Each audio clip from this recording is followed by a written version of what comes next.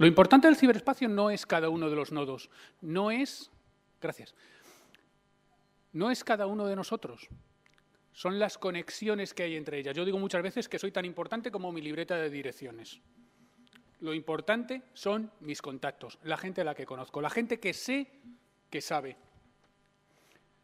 Y en este mundo, para los que se vayan a quedar dormidos, por lo menos que tengan algo que pensar, en este mundo, si lo importante son las conexiones, si lo importante es lo social, lo colaborativo, no vamos a un modelo social y organizativo mucho más parecido al oriental, ¿no? En el que lo importante son los países, son las agrupaciones, mucho más que las personas. No vamos a un mundo en el que los derechos humanos a lo mejor dejan de tener la importancia que le damos en Occidente y nos vamos hacia un mundo más parecido al de China o al de Corea. Bueno, vamos a estudiar dos casos concretos. Vamos a estudiar el caso de Rusia y el caso de China. Hasta hace unos pocos años lo importante, cómo se medía el desarrollo económico de los países era el consumo eléctrico, porque eso medía la capacidad industrial de los países, cuánto eran capaces de producir. Ahora es el porcentaje de población que está conectada a Internet.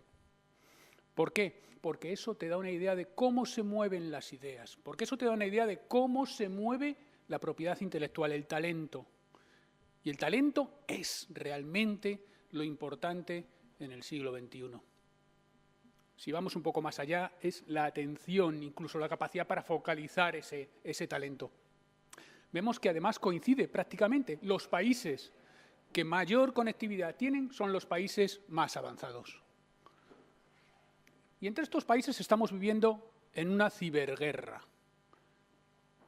Y digo estamos viviendo, no vamos a vivir, no, estamos viviendo permanentemente en guerra. ¿Y sabéis dónde se libra la guerra? ¿Sabéis por qué os interesa la guerra? Aunque la guerra no os interese a vosotros le interesáis a la guerra, porque la guerra ahora se libra en la gente. Ya no se libra en el campo de batalla, ya no se libra entre la gente, lo que hacían los terroristas, ¿no? Trajeron la guerra entre la gente. No, ahora se libra en la gente, en vuestras ideas, en vuestras convicciones, en vuestros valores y en vuestros bolsillos.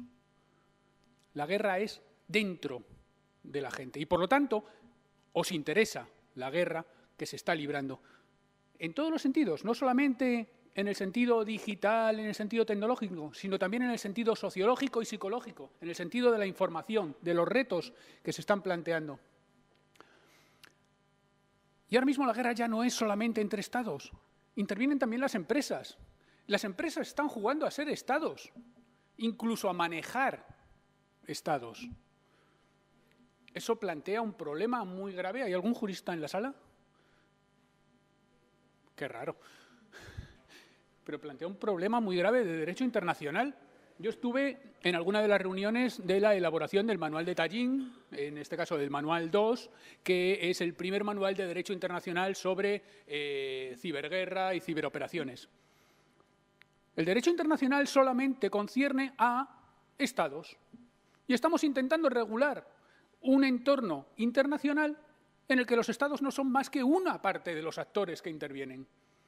Pero las empresas, las grandes empresas, ¿no? Google, Facebook, Amazon, Apple,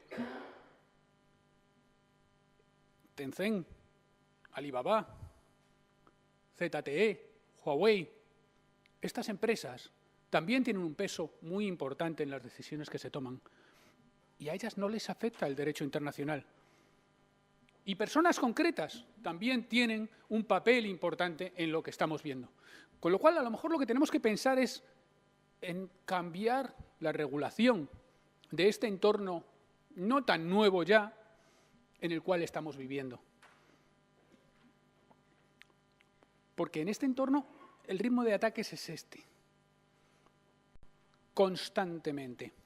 El otro día aparecía la noticia de que habían entrado en las redes del Departamento, del Ministerio de Defensa. ¡Qué novedad! Recibimos miles de ataques diarios. Es lo normal, es lo habitual. Afortunadamente, tenemos, y aquí hay dos representantes en la mesa, excelentes expertos en ciberseguridad y tenemos nuestras redes segmentadas. Puedes llegar, abrir una puerta y entrar hasta cierto punto, pero no está conectada con el resto de los sitios. Y, por lo tanto, limitamos daños. Tú conocerás las páginas impares del libro, pero no las pares, porque las tenemos separadas. ¿Cuántas empresas hacen eso? ¿Cuántas otras instituciones hacen eso? Muy pocas. Cuando explicaba la importancia de la ciberseguridad en el Ministerio de Defensa, claro, digo, hay un departamento que se encarga de toda la administración excepto defensa. Otro departamento que se encarga de toda la industria y todos los ciudadanos. Y luego está el Mando Conjunto de Ciberdefensa que se encarga solo del Ministerio de Defensa. Y dice, ¡jo, qué chollo! No tienen prácticamente trabajo. Hombre, claro, lo que pasa es que tenemos 140.000 usuarios, 2 docenas de redes distintas con altísimos grados de clasificación.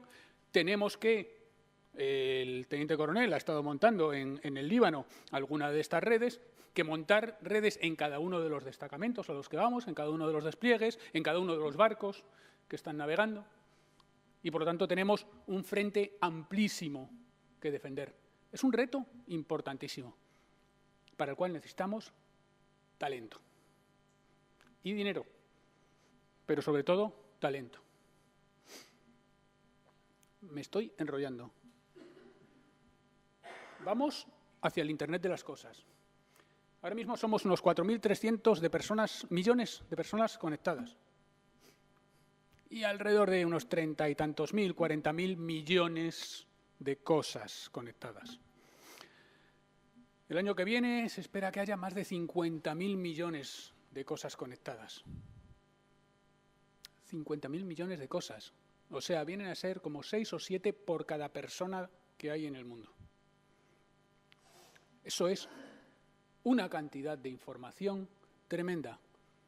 Eso va acumulándose en bases de datos que somos cada vez más capaces de relacionar entre sí. Y se va a asentar, por ejemplo, en infraestructuras como el 5G. Está de moda. El 5G está de moda. La disputa con Huawei, ¿no? El arresto de la señora Chen. ¿Por qué está de moda? Porque el 5G va a ser la base sobre la cual vamos a ir enganchando todas nuestras cosas conectadas, incluidos los vehículos conectados. Va a ser el que ponga el escenario y, por lo tanto, va a ser el que controle, de alguna manera, también el flujo de la información. El Internet de las cosas va a cambiar mucho. ¿Estamos ante un nuevo frente de batalla? Bueno, no es tan nuevo, pero sí es un frente de batalla. Y ya digo, en ese frente de batalla estamos todos implicados, y muchas veces también como actores. ¿Estamos ante una nueva Guerra Fría? Bueno, las últimas teorías que he oído lo asimilan más, a lo mejor, a una nueva revolución industrial, más que a una Guerra Fría. Estamos cambiando la forma en la que vivimos y tenemos que reacomodar también los ritmos a los que vivimos. Estamos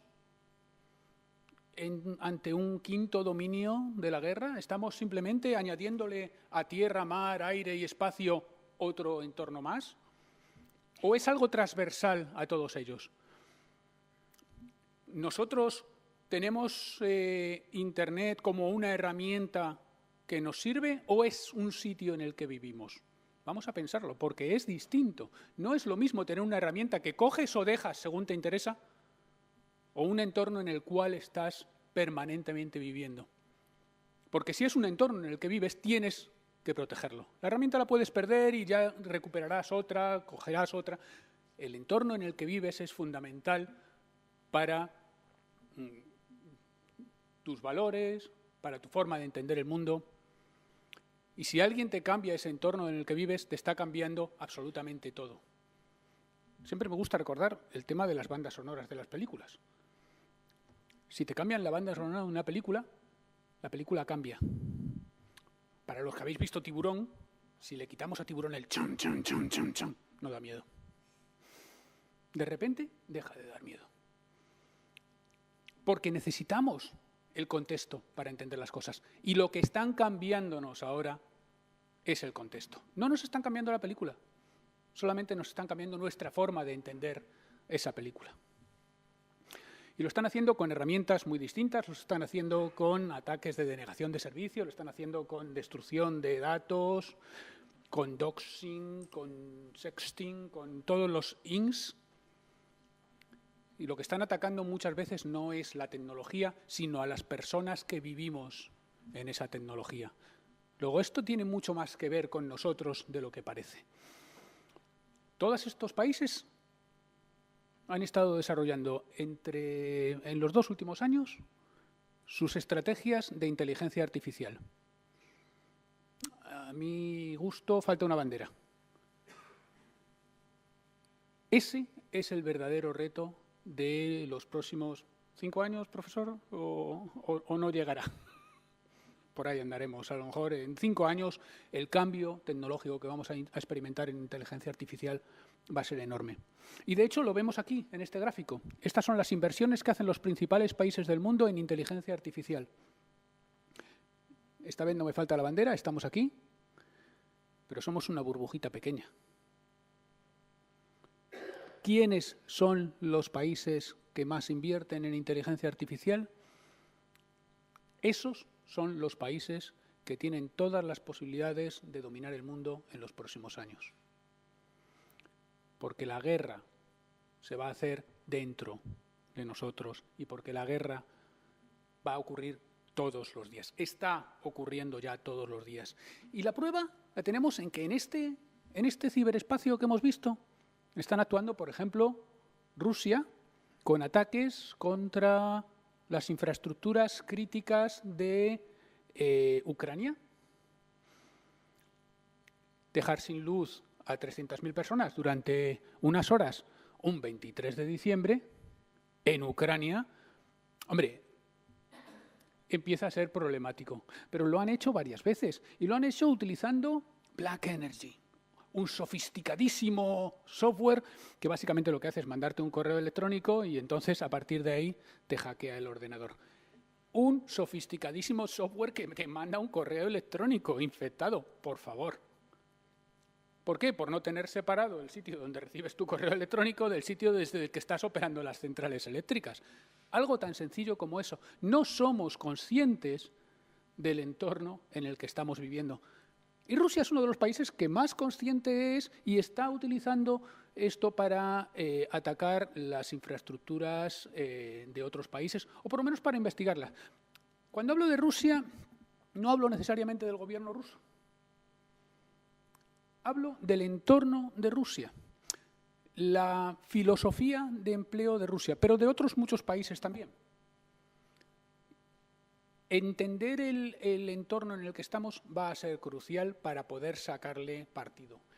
En Rusia hay muchos grupos que se encargan a lo mejor de hacer este tipo de ataques sin ninguna instrucción necesariamente procedente del gobierno, pero esperando en un momento dado una recompensa porque consideran que eso está alineado con la política del Kremlin. Es decir, estamos introduciendo actores privados en lo que antes era un negocio de estados, la guerra. Insisto, la guerra os interesa. En 2014 ya hubo una campaña también. ¿Qué otra infraestructura crítica se os ocurre? Hay muchas. Este es el monumento al soldado soviético desconocido que está en la ciudad de Tallinn, la capital de Estonia. Como veis, no es una cosa así especialmente impresionante. Bueno, yo es que estoy mucho más cerca, pero me saca 2 palmos el ruso. Simplemente provocó el primer ataque, lo que yo llamo la toma de conciencia en ciberseguridad, ¿no?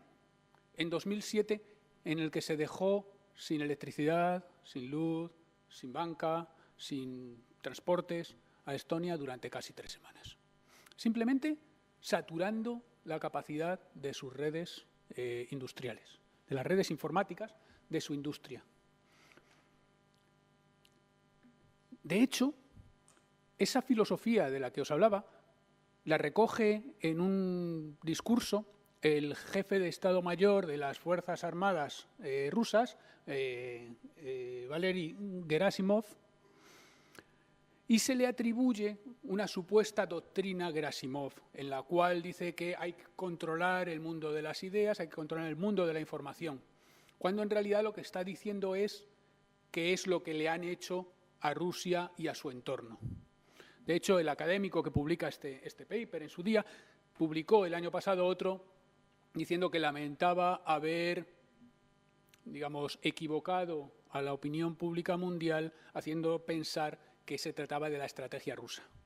Bueno, no sería la estrategia rusa, pero es ahora mismo una doctrina bastante extendida, no solamente en Rusia, sino en otros países. De alguna manera, de lo que se trata es de lo que comentaba antes, controlar el espacio de batalla actual, que es la mente. Lo que decía el general Petraeus, ¿no?, de los corazones y las mentes, en realidad ahora lo que hacen muchas veces es llegarnos al corazón sin pasar por la cabeza, ¿no? Y tomamos las decisiones con el corazón, con los sentimientos. Yo hablo en el libro de las operaciones basadas en los afectos, de las operaciones basadas en los sentimientos, en intuiciones muchas veces. ¿Cómo voy de tiempo? Mal. ¿Cuánto me queda? ¿Cuánto me queda? 5 minutos, solo. Sin embargo, aunque tengamos un elevado nivel de confianza en que son acciones procedentes de Rusia, no tenemos pruebas de que vengan de Rusia. Es casi imposible conseguir más allá de indicios en este mundo. Otra infraestructura crítica que normalmente nos saltamos, nuestros sistemas electorales. Este es uno de los correos que dio lugar a las injerencias de algunos grupos del entorno ruso en las elecciones de Estados Unidos de 2006. Los llamados osos, porque son el Fancy Bear y el Cozy Bear, que tienen unos nombres pues muy atractivos, ¿no?, como muy inofensivos, pero es lo que suelo decir. Los osos pandas son muy simpáticos, pero también son osos, cuidado. Esos son lo que en términos más técnicos se llaman las Advanced Persistent Threat, APT 28 y 29, cuya forma de operar nos contará el siguiente ponente mucho más en detalle. Pero básicamente es ingeniería social, es entrar a través del eslabón más débil que tenemos, que somos nosotros mismos. No solamente actúan en Estados Unidos, sino que actúan en otros muchos países. Y actúan personas muy concretas, normalmente del mundo de la criminalidad organizada, que de alguna manera están actuando desde Rusia, más por un aspecto, no viendo juristas a lo mejor no merece la pena, de diligencia debida, es decir, de la responsabilidad que tendría Rusia de vigilar las actividades que hay en su país, más que de una posibilidad de que atribuyamos a Rusia misma la responsabilidad de estos ataques. Al final, se trata básicamente de confundirnos. Tenía yo un compañero en el curso de Estado Mayor, un coronel chileno, que decía: Ángel, si no podés con tu enemigo, confúndelo. Tenía razón. Lo que nos dice Evgeny Morozov, por ejemplo, es esto, de que en realidad no se trata tanto de construir como de destruir. Digo también en el libro, si te da miedo un mundo con una sola verdad, un mundo de dictaduras, imagínate uno sin ninguna verdad, sin referencias, sin valores, sin principios, sin verdades. ¿Dónde te apoyas? Estás en el vacío y por lo tanto no tienes capacidad tampoco de reacción. Rusia es malísima, lo sabe todo el mundo, pero ¿es el principal atacante en el mundo? Porque en realidad, me estoy pasando algunas porque veo que vamos un poco mal, porque en realidad, si nos ponemos a ver de dónde proceden la mayor parte de los ataques, vienen de Estados Unidos. a lo mejor tiene algo que ver con que el 80% de los servidores del mundo están en Estados Unidos y es muy probable que se basen en Estados Unidos. El 30% de los ataques que hubo en Estonia procedían de Estados Unidos, que era un aliado que estaba intentando defenderle, y sin embargo estaban utilizando ordenadores esclavizados situados en Estados Unidos para atacarles desde allí. Con lo cual, ¿cómo sabemos quién está detrás de cada uno de los ataques? Es tremendamente difícil. ¿Sabéis cuál es la verdadera infraestructura crítica que hay ahora mismo? Los cables de fibra óptica submarinos. Ahí sí que nos dejan sin Internet y, por lo tanto, nos dejan sin el mundo en el que estamos viviendo. Rusia dice que todos los días recibe ataques desde Estados Unidos. Seguro. No uno ni dos, sino seguramente un montón de ellos. China tiene una aproximación totalmente distinta.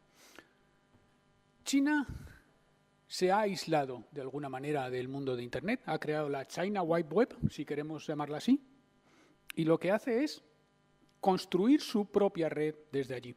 Ha dejado fuera a Google y ha construido Baidu. Ha dejado fuera a WhatsApp y ha construido WeChat. Y ha conseguido, con esas medidas proteccionistas, precisamente avanzar su industria, construir su propia industria. Antes hablábamos, me parece que eras tú, mi comandante, que hablabas de la autonomía estratégica de Europa. Claro, el otro día me tocó dar una charla en el curso de Defensa Nacional, precisamente, y decía, ¿autonomía estratégica de Europa? ¿Dónde me he perdido?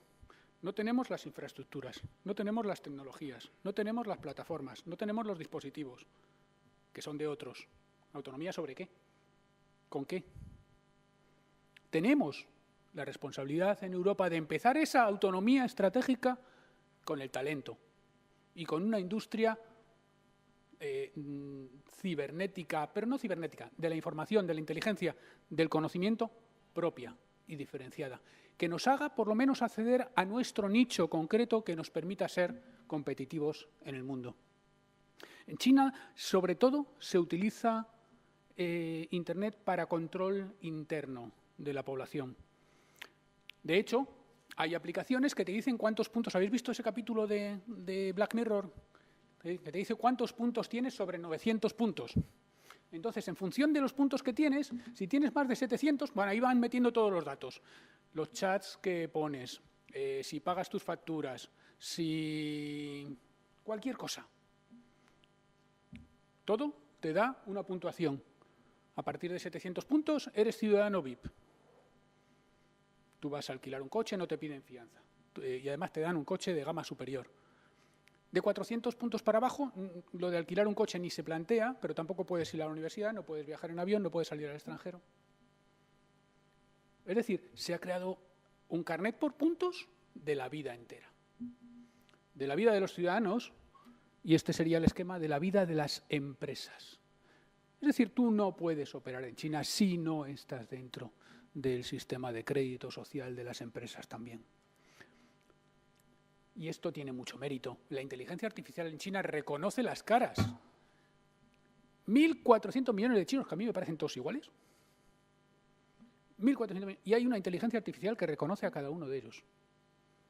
Están muy por delante. Están aproximadamente... Bueno, en inteligencia artificial pueden estar un poco por detrás de Estados Unidos. En el tema de 5G están unos meses, quizás un año, por delante. Y ahí tenemos la disputa precisamente en torno a Huawei.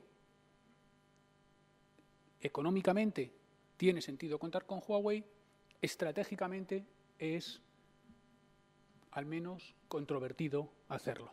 Es alinearse con un bando o con otro, elegir entre Cisco y Huawei. ¿Por qué? Porque Ericsson y Nokia están muy por detrás, que son las dos empresas europeas que quedaban. Por eso es importante que tuviéramos, o sería importante que tuviéramos estas empresas. ¿Son los únicos actores que actúan en el ciberespacio? No, lo hace todo el mundo. Estos serían los ataques que ha hecho Irán, sobre todo, pues evidentemente contra Israel y contra Arabia Saudí, que son pues sus enemigos naturales. Irán pues utiliza su conocimiento, sobre todo a raíz de un ataque que tuvo contra su planta de centrifugadora de uranio, de hexafluoruro de uranio en Natanz, en el año 2010. A raíz de ahí utilizó pues, Shamoon, por ejemplo, para atacar las infraestructuras de Arabia Saudí. Y Corea del Norte simplemente utiliza Internet para financiarse. Se dedica a robar bancos para financiar al gobierno de Corea del Norte. Además, es prácticamente invulnerable. Tiene 26 páginas en total, o sea que a ver qué vas a atacar. Es tener la ventaja de poder atacar lo que hay dentro estando fuera. Este es el mundo en el que vivimos. Este es el mundo en el que, como mostrarán ahora mis compañeros, afortunadamente en España tenemos unas Fuerzas Armadas que están entre los pioneros y entre los más avanzados, entre los primeros que establecen un mando conjunto de ciberdefensa, entre los primeros que definen el ciberespacio como el nuevo entorno en el que hay que estar y entre los primeros en los que se dedican a dar una formación y una concienciación específica a sus militares. Porque no somos bichos raros, porque vivimos en el mismo mundo en el que vive el resto de la población, porque compartimos con ellos todos los días y, por lo tanto, nos preocupan las mismas cosas. No podía acabar más que agradeciendo mucho la atención, recordándoos que mi libro está disponible en Amazon y en cualquier librería.